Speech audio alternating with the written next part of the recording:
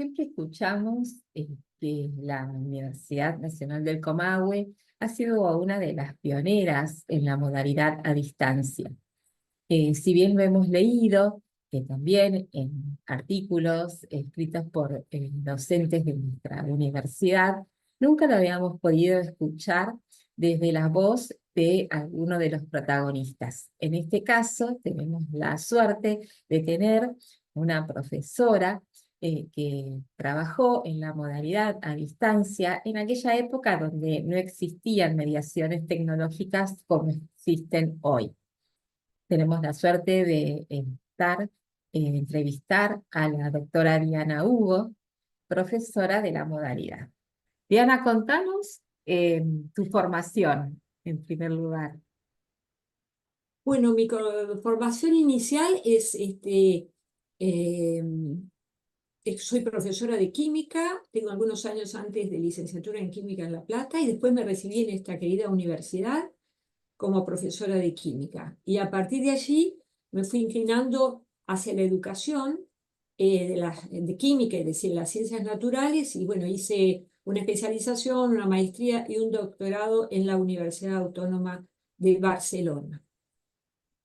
Además de eso, como realmente la convocatoria, que agradezco muchísimo a Jorgelina que me haya convocado, porque, porque la aprecio mucho, porque sé que es una profesional, ya que la conozco hace muchos años, muy responsable con su tarea y que ha hecho mucho y sigue haciendo por la universidad, y sobre la educación a distancia, que también me ha interesado mucho.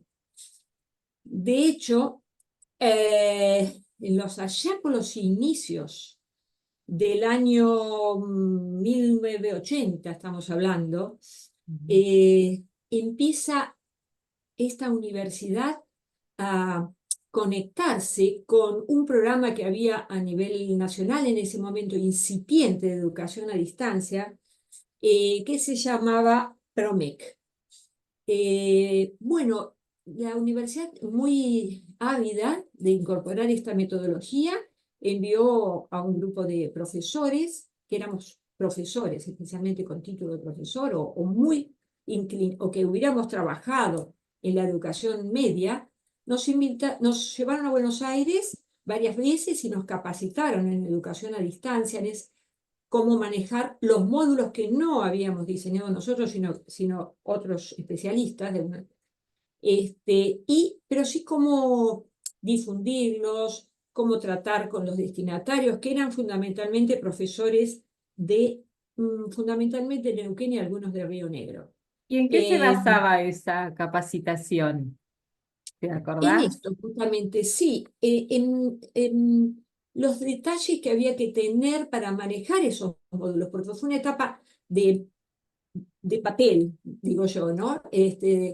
Porque estaba todo concentrado en el papel. En el módulo, lamentablemente, no lo encuentro. El primer módulo del año 80-81, que era de química, había de física, de matemática y de biología, consistía en enseñarnos, bueno, o sea, los tiempos, que eran muy importantes, el uso del correo, porque nos manejábamos fundamentalmente por correo. La universidad nos había destinado en la mesa de entrada un lugarcito, así que ahí llevábamos el material, nos mandaban desde el interior, porque esto fue innovador en ese aspecto, en el sentido de lograr equidad con los destinatarios, ¿no? Con los profesores que estaban en el interior y que recibían la misma capacitación que los que estaban en la ciudad de Neuquén, por ejemplo.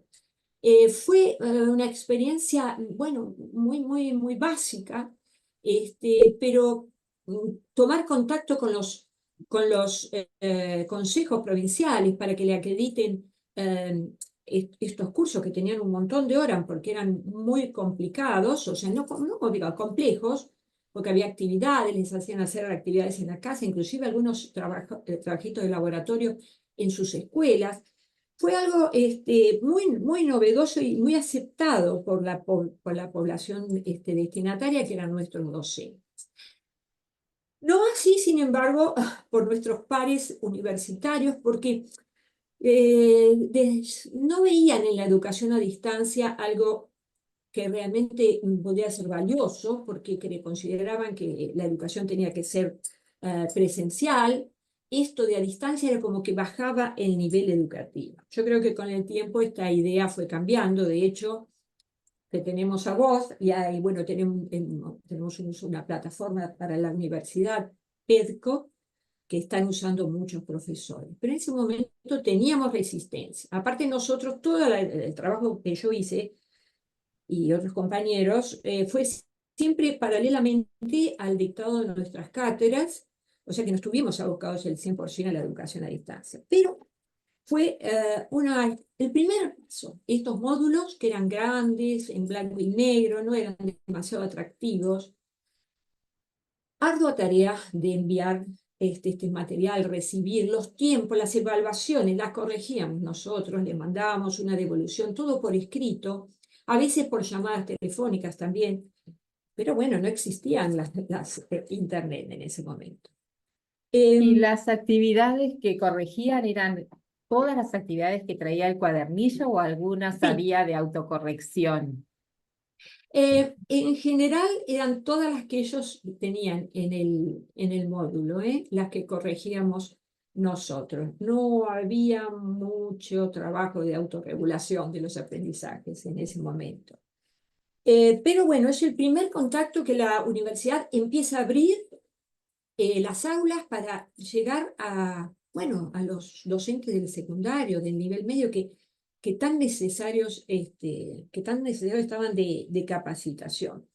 Y Entonces creo que Diana, fue, sí, si los estudiantes tenían alguna duda, ¿qué tenían que hacer, por ejemplo? tenían una planilla que nos mandaban también por correo y a veces nos llamaban telefónicamente, teníamos un teléfono y ya te digo, un espacio en la entrada, pero todo era muy prehistórico, ¿no?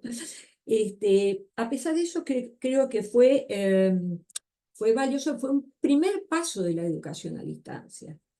Todos los procesos muy lentos. Después, con el tiempo, no tanto, decir por el año 85, la universidad crea un centro de educación a distancia, CEDUNC, y nosotros nos abocamos, seguimos abriendo las fronteras de la universidad, porque yo creo que hay un hilo que une la educación a distancia con la apertura de la universidad y con la apertura de las mentes de los profesores y obviamente de los destinatarios finales, que son los alumnos. Y entonces nos abocamos con médicos generalistas de la provincia de Neuquén a hacer un módulo sobre atención primaria de la salud. No sé si se ve allí, Jorgelina, Sí, el se módulo ve. Ah, un módulo anillado y todo. anillado y todo. CEDUNC era y trabajábamos codo a codo con estos médicos generalistas, que fue también muy enriquecedor para nosotros, ¿no? Porque el contenido no lo manejábamos, pero bueno, ellos se ocupaban de distribuir los módulos y de hacer algunas correcciones también. Y generalmente fue también el inicio de la capacitación para ellos en educación a distancia. ¿Y esos Eh, módulos los redactaban los mismos médicos? con nosotras. Ah, con ustedes. Nosotros, sí, estaba Lidia Gauna, Ana Barrenechea, fundamentalmente, creo que Jorge Gras también. Y bueno, y trabajábamos con los médicos codo a codo, organizando mapas conceptuales y viendo con papelitos, ravioles, no sé qué, íbamos organizando los contenidos y obviamente ellos aportaban gran parte de eso, nosotros más la metodología. ¿Y con qué provincias trabajaban? Neuquén Ah, no. fundamentalmente, porque después se continuó con una capacitación continua en educación a distancia para estos médicos.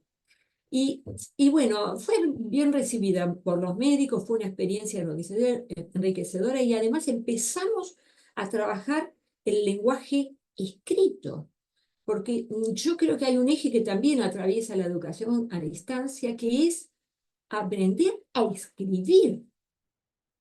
Y aprender a escribir desde un guión o una actividad no es aparentemente sencillo, pero cuando uno escribe tiene que tener precisión, porque las cosas Claro. quedan. No es el lenguaje verbal que uno por ahí rectifica y, y ya está. Claro. Esto era un desafío, entonces nos corregíamos entre nosotros, ellos también con nosotros, o sea que empezamos a aprender, digo yo, entre comillas, a escribir en esta modalidad a distancia. Y se avanza en la gestión de conectar la universidad con entes, ya les digo, de la salud. Para eso, después de esto, nosotros allá por el año de, un poquito después, volvimos a escribir y ahora sí se nos otorga la posibilidad de escribir módulos didácticos en torno a un eje común, un contenido común que era la energía. Y eso, Entonces, pero ya no tenía nada que ver con lo de los médicos, no, ¿no? eso fue unos módulos, unas actividades, pero ellos después creo que siguieron con la educación continua, pero no sé. Lo que sí les importó mucho porque podían llegar a lugares donde habían médicos en el interior y demás, ¿no? Claro. Eh, También la universidad no sé hasta dónde privilegiaba esto, ¿no? O sea, era como que lo hacíamos aparte de todas las cátedras y demás. Bueno, y después sí empezamos a escribir cada vez más, empezamos a escribir un módulo sobre energía, desde la física, la química y la biología, con Ana Barreneche, con Ana Suta, Jorge Gras y creo que un especialista Diurk. Y entonces sí aparece en este Promesu un módulo de este tipo, Ah, que sí. ustedes ven. Esto tenía apoyo de la OEA. ¿eh? Ajá. eh, mm, eh, y vinculaba la gestión universitaria desde Buenos Aires con la Secretaría Académica de la ONC. Estos módulos, bueno, también eran muy elementales, fíjense que son blanco y negro. Ujú. ¿eh? Bueno, pero Claro. también fue un desafío muy grande Sí, porque todo un primero trabajo. un trabajo hacerlos, después Claro, además el dibujo, la letra, el espacio, eh, el dibujo, por ejemplo, que es tan importante, ¿qué dibujo poníamos? ¿Quién lo hacía? ¿Quién lo imprimía? Lo claro. imprimió la universidad, pero todo con muchas dificultades, muy lento el proceso porque no nos imprimía, porque la universidad no estaba preparada Claro. para esto, ¿no? Y una vez que lo tenían ustedes escrito y diseñado, ¿se lo hacían probar o trabajar con algún estudiante como para ver si había errores o si tenían que... Sí, lo hicimos probar primero entre nosotros, después, bueno, el profesor Björk también lo controlaba sí, siempre hemos hecho aplicaciones. Em, con alumnos de futuros profesores, muchos alumnos nuestros. También fue llamativa en ese momento otro avance, pero muy elemental era todo esto.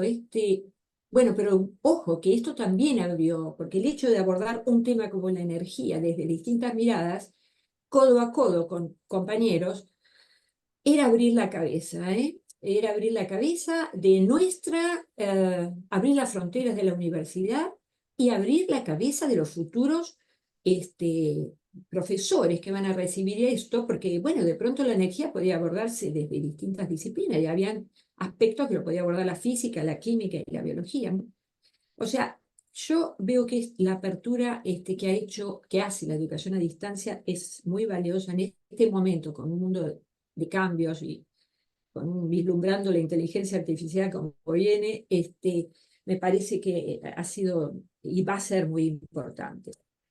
También tenía en algún momento uno o dos futuros profesores de Bariloche que cursaban la carrera de profesorado de química y querían hacer la didáctica de la química conmigo, pero no podían viajar económicamente. Entonces yo ya estaba familiarizada con la escritura y entonces escribía a mano guiones de toda la materia. Fue una cosa Mm, trabajosa. Entonces me la unidad uno, imagino. entonces mandaba el material, la actividad que tenía que hacer. Entonces, muchos son profesores y hoy doctores en didáctica.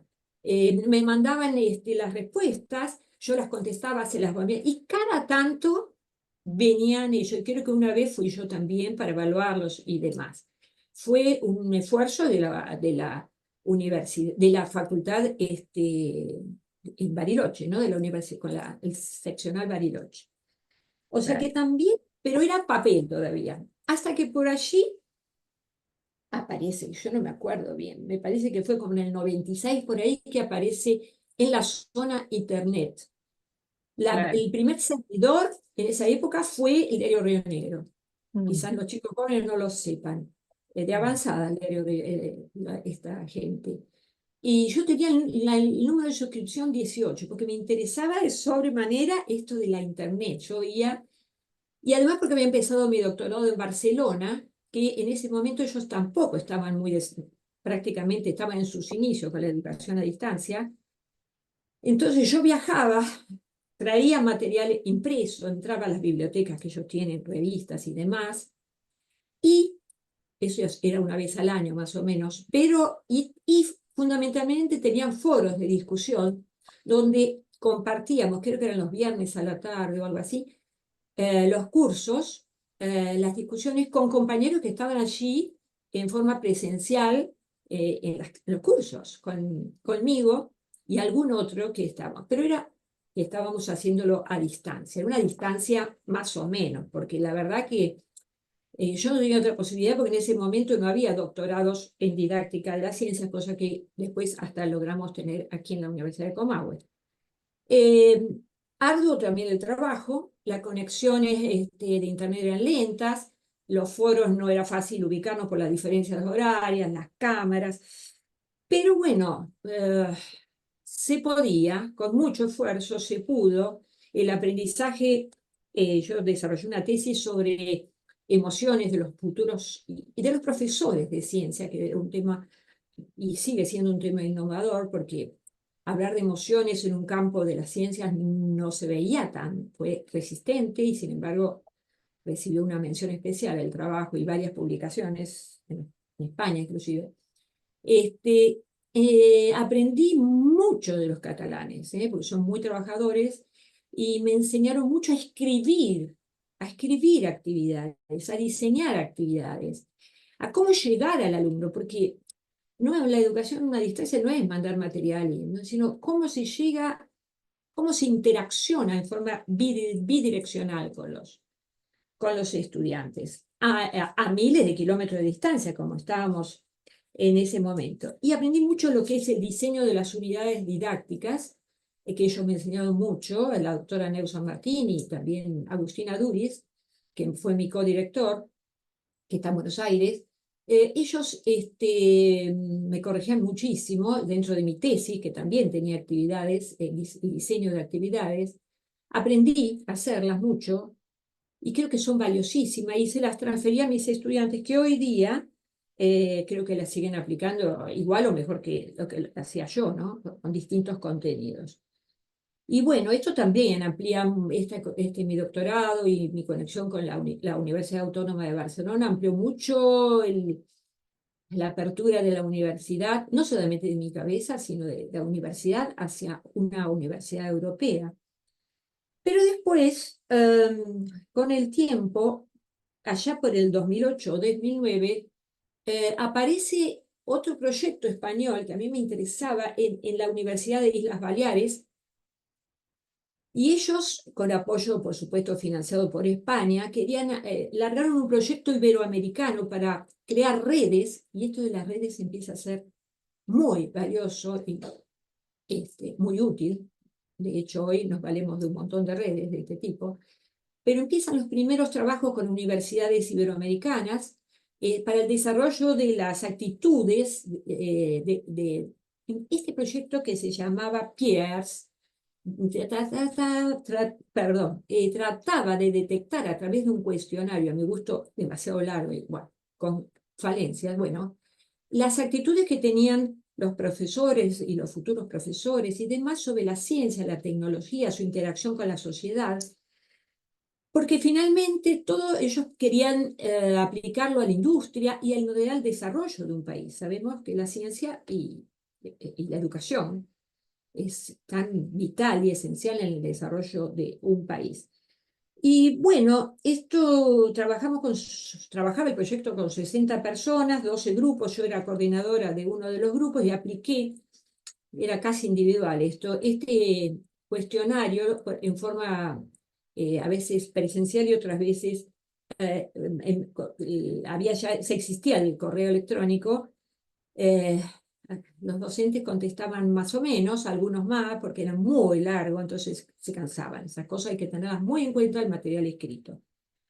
Pero bueno, tuve resultados, los subimos, los mandé a Islas Baleares, ellos compararon, cotejaron y bueno, fueron detectando cosas, actitudes de los profesores que no se condicen con los que nosotros, de los marcos teóricos actuales de la imagen de ciencia, de la sociedad, la interacción, y largan un nuevo proyecto que se llamaba allá por el 2009, 2010, que se llamaba EANSI, Enseñanza de la Naturaleza, de la Ciencia y la Tecnología en la Sociedad, y popularización de la educación. Y siempre orientada a la tarea de cooperación entre grupos de universidades. Bueno, y esto nos une, como aquí tengo colaboración de otros compañeros, nos empieza la universidad a tener contacto con, además de la UAP, con otras universidades de Brasil, de Colombia, de Venezuela. Y empezamos retomamos los puntos negros que teníamos, los obstáculos que veíamos en nuestra muestra acerca de las preconcepciones estas de la ciencia y la tecnología, sobre las decisiones tecnológicas, el sexismo en la ciencia, no sé, varios núcleos duros. Y con ayuda de mi equipo de investigación, valiosas personas que gracias siguen trabajando, como Laurita Orlandini, Nancy Farías, Mara Olavego, Salika, Silvia Ávila, no sé, el grupo todavía siguen, digamos, creo que fue el inicio, pero hoy siguen trabajando y muy bien en sus respectivos trabajos. Nos tocó diseñar dos unidades didácticas. Una se llamaba para cambiar esa imagen que tenían, por ejemplo, los docentes, de que tomaban la tecnología como si fueran aparatos, y acerca de quién hacía las decisiones tecnológicas. Yo no sé si tengo tiempo para mostrar esto. ¿Puedo tener, o tenés apuro? No, dale, dale, Bueno, mostralo. por ejemplo, eh, aquí vemos este capítulo, la tecnología mucho más que aparatos. Fíjese el tipo de actividades que trabajábamos. A ver cómo bajo. A ver, fíjense las actividades, los dibujos, porque hablábamos de tecnología apropiada aquí, Claro. que también era un concepto bastante importante. ¿Y eso lo armaban como cuadernillo o lo mandaban por mail como No, PDF? primero nosotros lo hicimos con mucho trabajo de control y trabajamos mucho con la Universidad de Quilmes, que ellos ya también tienen ellos carreras hace mucho Claro, tiempo. La sí, universidad se ha desarrollado con mucho trabajo a distancia. Y fíjense que sí, lo aplicábamos y lo aplicamos fundamentalmente eh, en algunos talleres, inclusive presenciales, ¿no? claro. Fíjense que acá aparecen ya actividades de autorregulación, donde los alumnos vuelven a contestar qué aprendieron con esta secuencia de enseñanza, qué dificultades, qué inquietudes les surgió. Y el tema emocional, por supuesto, está contaminando toda mi trayectoria porque, bueno, porque mi tesis doctoral fue en emociones y además porque me parece que es un aspecto de la enseñanza y del aprendizaje que no está todavía lo suficientemente valorado y sin embargo creo que influye muchísimo las emociones del profesor y del estudiante. qué mejorarías, o sea que ya teníamos trabajos de este tipo. Y la otra unidad que trabajamos fue sobre las decisiones tecnológicas. ¿Quién tomaba? Si eran los, mm, esto como lo cierro, eh, stop share. Bueno, a ver, quiero ver si puedo mandar un poquito un share zone, share, mm, a ver si lo puedo acá subir, un minutito. Cerrar. ¿Cómo cierro esto? No lo puedo cerrar. A ver, acá. Eh, De la flechita de arriba de todo, ¿vos querés cerrar el Word yo quiero cerrar este documento y, y no lo y- puedo cerrar. y abrir Eh, otro documento? sí, eh, que está, a ver, no, a ver si lo puedo hacer. Los reactores nucleares tienen que ser los mejores, Fíjense está todas las allí, protecciones los de los chicos. reactores nucleares Pero tienen las que ser luces sí así, son no de la tienen que estar en tecnología, zonas ¿no? sísmicas. El problema acá nosotros Este es un taller que hicimos con futuros chicos, futuros estudiantes de ingeniería, y están discutiendo con nuestras actividades que le habíamos generado acerca de quién toma las decisiones tecnológicas. Y trabajamos fundamentalmente con la explosión de Fukushima y bueno, el impacto que tuvo sobre la sociedad. Y fíjense que cuando uno trabaja con una propuesta interesante, cómo los chicos participan, pero para esto estas actividades ah, movilizaban mucho, no eran nada, eran muy, se creaba mucha actividad, ¿no? Y, y del desarrollo de muchas habilidades. estamos defendiendo la energía nuclear, no estamos defendiendo a los gobiernos que, como lo de Chernobyl, que imponen que tienen la energía nuclear. No defendemos al gobierno argentino que tira desechos nucleares. Nosotros no negamos eso. Nosotros somos en defensa de la energía nuclear. El problema es un intertrato. Bueno, yo lo repito, el problema es bajo qué intereses y bajo qué manos está la energía nuclear. Bueno, pero ahí está el problema.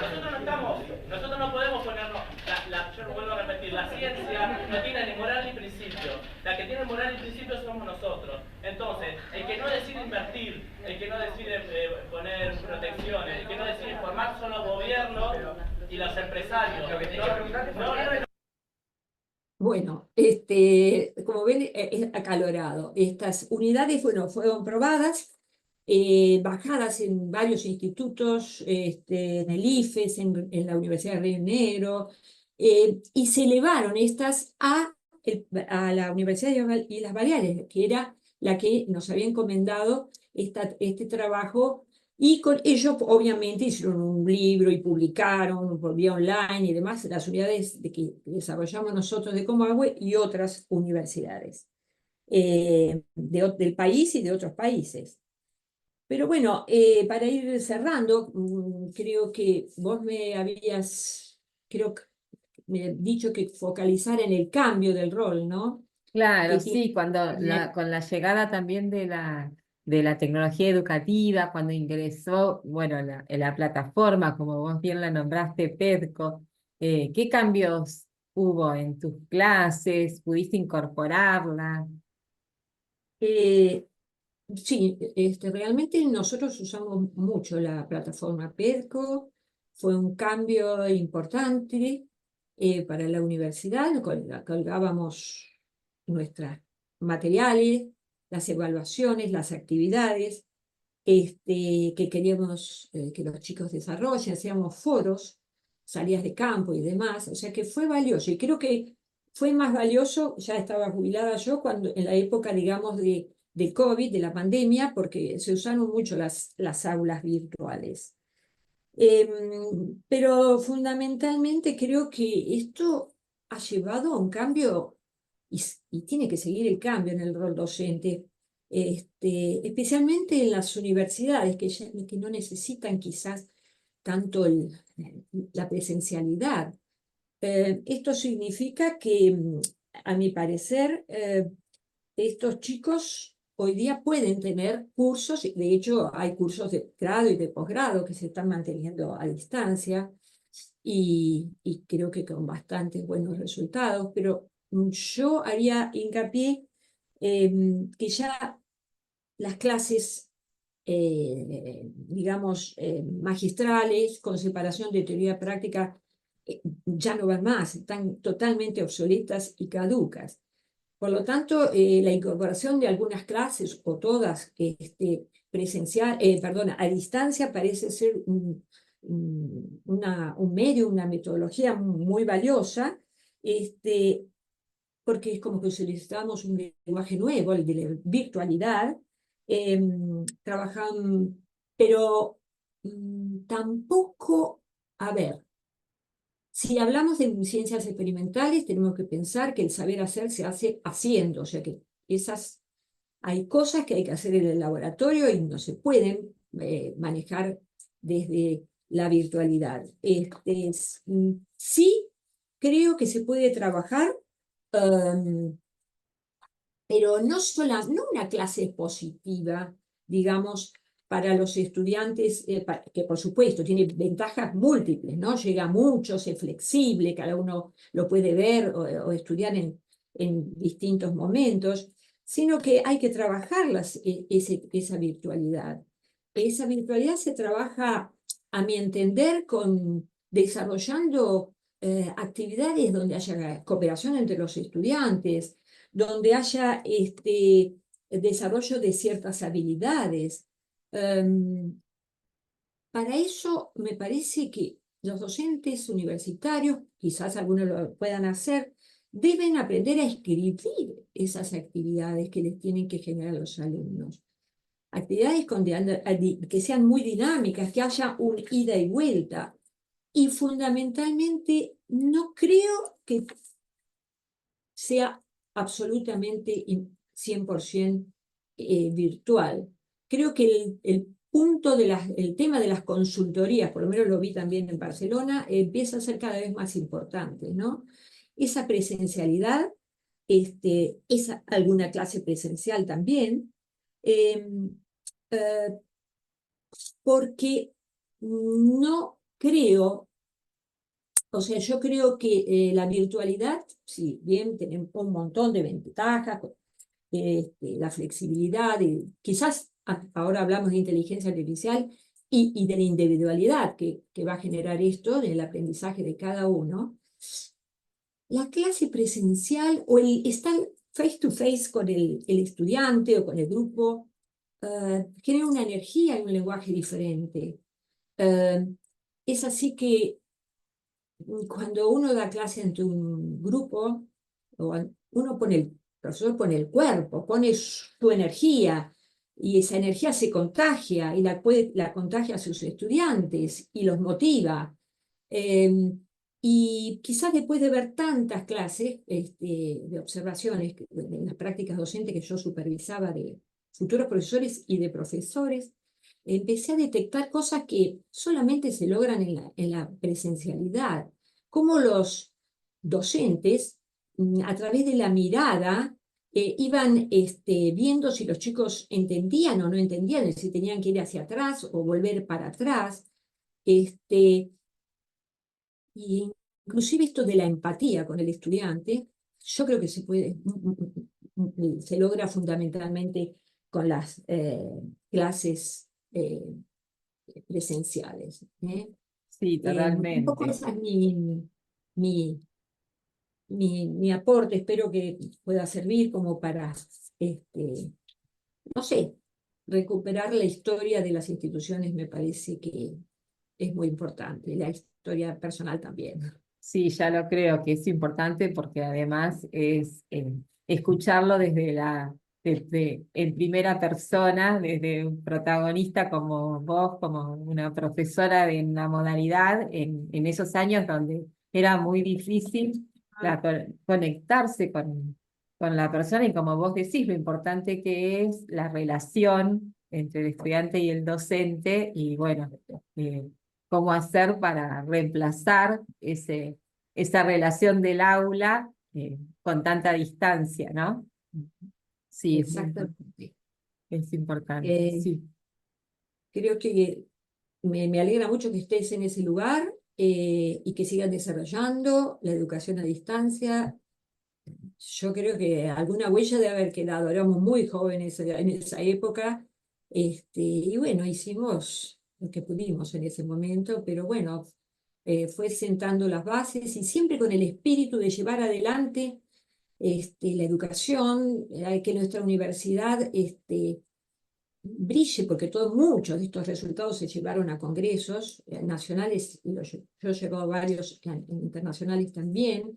Es un orgullo tener el escudo ahí abajo de